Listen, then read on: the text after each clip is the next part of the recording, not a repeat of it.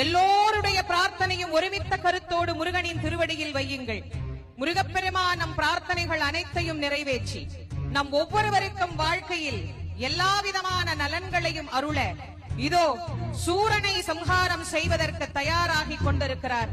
முருகனிடத்தில் இருந்து புறப்பட்டு வருகிற ஆயுதங்களுக்கால் பதில் சொல்ல இயலாது என்பதனால் தான் முருகப்பெருமான் அந்த வெற்றி வேலை, சக்தி வேலை சூரனுக்கு என்று தயார் செய்து சூரனை சம்ஹாரம் செய்வதற்காக கடற்கரையிலே பக்த வெள்ளத்திலே நீந்தி அந்த தேவர்களை காத்தது போல் இன்று நம்மையும் காப்பாற்றுவதற்காக இதோ முருகப்பெருமான் இந்த ஆண்டு சூர சம்ஹாரத்திற்கு தயாராகி கொண்டிருக்கிறார்.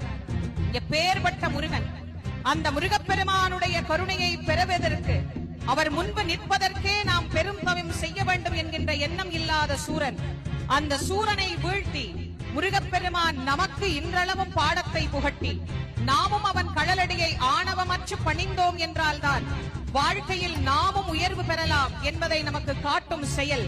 இதோ முருகனிடத்திலே இருந்து அந்த வேலானது புறப்படுகின்றது. வெற்றிவேல், வீரவேல், வெற்றிவேல், வெற்றிவேல், வெற்றிவேல், வெற்றிவேல், வெற்றிவேல், வெற்றிவேல், வெற்றிவேல், நச்சிவேல், வெற்றிவேல், வெற்றிவேல், வெற்றிவேல், வெற்றிவேல், வெற்றிவேல், வெற்றிவேல், வெற்றிவேல், வெற்றிவேல்,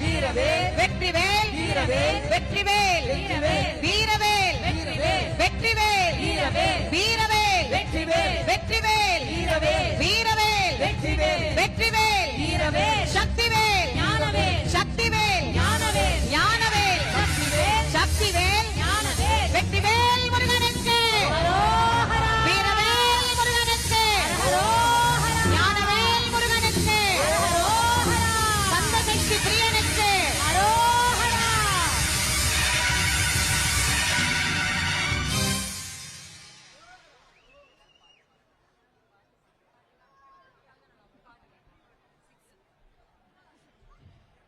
முருகப்பெருமான் இதோ சூரனை வீழ்த்தி நம் எல்லோருக்கும் ஆணவத்தை அழித்து ஞானத்தை நிலைநிறுத்திய கடவுளாக அவனை சேவலும் மயிலுமாக்கி காட்சி தருகின்ற அற்புதமான நேரம். இதோ சூரன் தலை வீழ்ந்தது, ஆணவம் அழிந்தது. நம் அனைவருக்கும் முருகப்பெருமான் இந்த கந்த சஷ்டியினுடைய நாயகனாக காட்சி தருகின்றார். வெற்றிவேல் முருகனுக்கு.